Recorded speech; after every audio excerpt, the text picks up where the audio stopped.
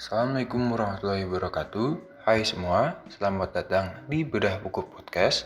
Di podcast kali ini, gue akan mereview salah satu buku yang gue baca di masa pandemi ini.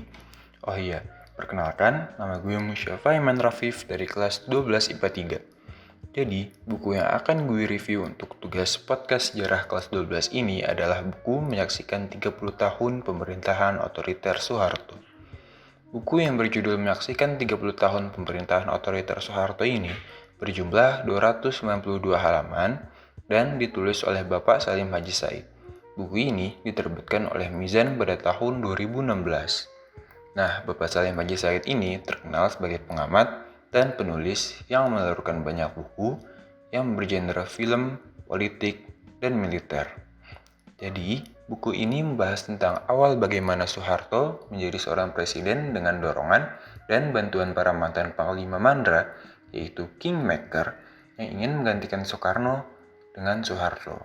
Buku ini juga menceritakan bagaimana masa runtuhnya pemerintahan Soeharto di saat kejadian Reformasi 98. Cerita ini merupakan hasil pencarian informasi yang salah satunya berupa interview oleh penulis kepada Soeharto dan orang-orang yang pernah dekat dengannya.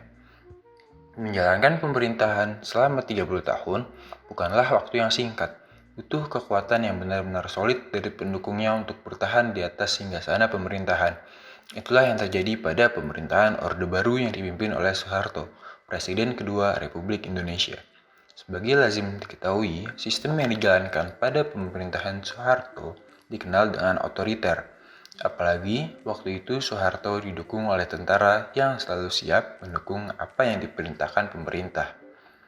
Buku menyaksikan 30 tahun pemerintahan otoriter Soeharto yang ditulis Salim Hadji Said ini membedah semua tentang pemerintahan Orde Baru serta apa yang terjadi selama 30 tahun, yaitu dari tahun 1968 sampai 1998.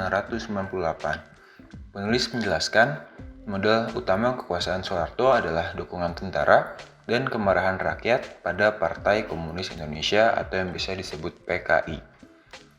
Sebagai seorang dengan insting kekuasaan yang ternyata tajam, Soeharto sadar tidak memiliki cukup karisma dan pengalaman politik seperti yang dipunyai pendahulunya.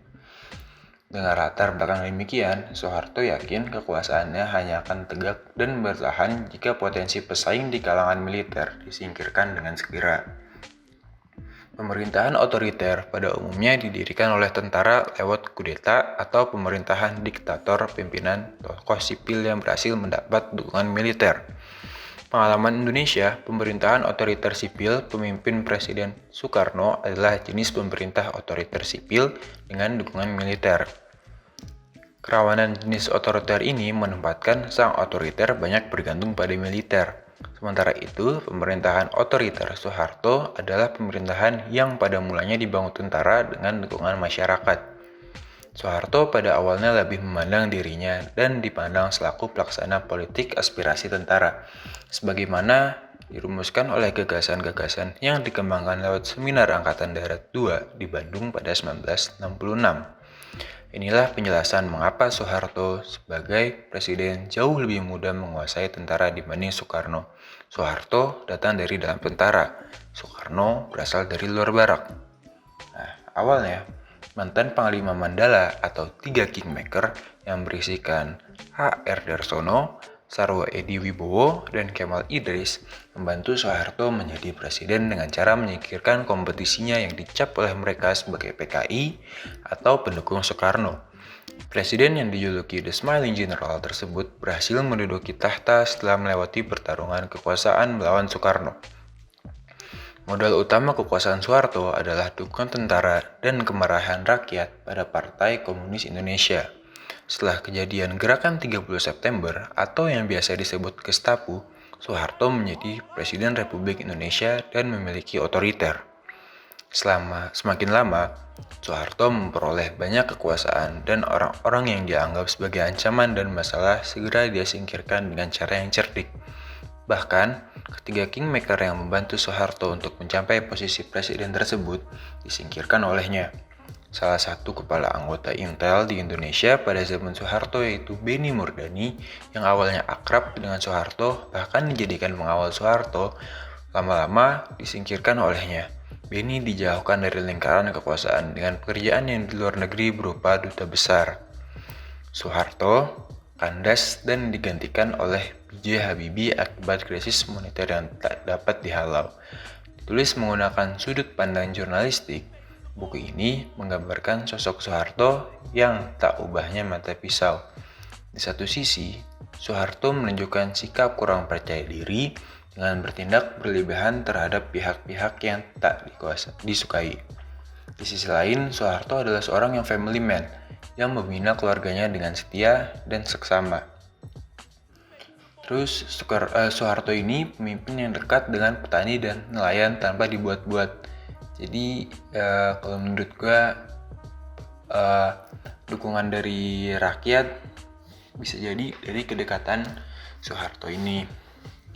Terus Soeharto juga dijuluki sebagai Bapak Pembangunan. Pada masa pemerintahan beliau pula lah Indonesia dikenal sebagai macan Asia.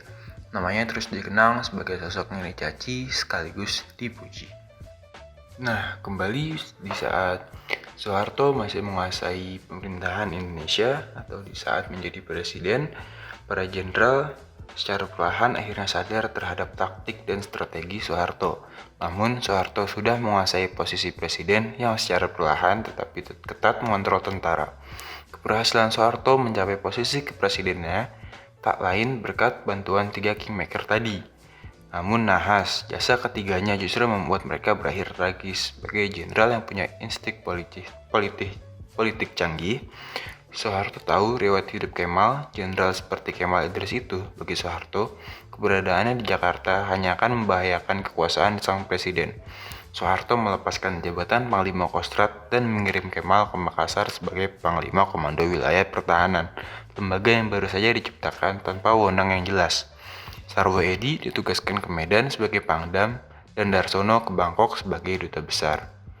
Sebagai orang yang tahu berterima kasih, Soeharto membayar jasa sejumlah pendukung tanpa menjadi potensi ancaman baginya. Sebut saja Basuki Rahmat, Amir Mahmud, dan Adi Muhammad Yusuf. Basuki ditempatkan sebagai Menteri Dalam Negeri.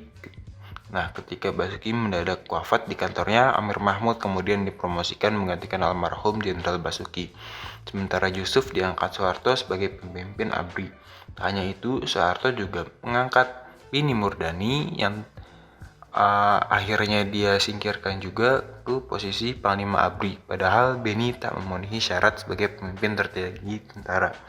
Meskipun pada akhirnya posisi Benny juga berakhir tragis. Kata Benny, saya tidak pernah memimpin duduk di kursi ini. Saya sudah tekan mati sebagai intel. Kata Murdani kepada Bapak Salim Baja Said di kantornya di Jalan Medan Merdeka Barat pada 14 November 1984. Demi melanggengkan dinasti kekuasaannya, Soeharto menyiapkan putrinya Siti Hardianti Indra Rukmana atau yang dikenal sebagai Bu Tutut untuk kelak menggantikan ayah andanya. Tutut menjabat sebagai ketua fraksi Golkar di BP MPR, diangkat menjadi Menteri Sosial pada kabinet terakhir Presiden Soeharto. Dengan strategi yang menyiapkan putrinya, Soeharto berharap mencapai beberapa tujuan sekaligus ancaman terhadap kepentingan politik dan bisnis keluarganya terhindarkan. Gejolak politik pasca Soeharto bisa dihindari, stabilitas politik dan ekonomi bisa dipelihara, peranan politik ABRI juga tetap bisa berlangsung. Nah, tapi ya kembali lagi tadi rencana Soeharto kandas karena krisis moneter yang tak dapat dihalau. Nah, agaknya rencana presiden kedua Indonesia itu akan berhasil. Buktinya pengangkatan Habibie sebagai wakil presiden dan Bu Tutut sebagai menteri sosial tidak mendapat hambatan yang berarti. Itu canggihnya strategi politik Pak Harto. Sampai suara dari kelompok yang kontra juga relatif bisa diredam. Kalaupun saat ini kita menyaksikan reformasi yang bergulir, itu bukan karena kegagalannya menyusun strategi politik. Namun, karena ada badai lain yang terlambat diantisipasi, yaitu krisis moneter. Terjangan badai krisis itulah yang lebih berperan menyatukan Pak Soeharto ini dari kursi kepresidenan pada tahun 1998. Nah, sekian review Dari saya tentang buku menyaksikan 30 tahun pemerintahan otoriter Soeharto ini. Terima kasih telah mendengarkan. Sampai jumpa di podcast yang lainnya. Bye-bye.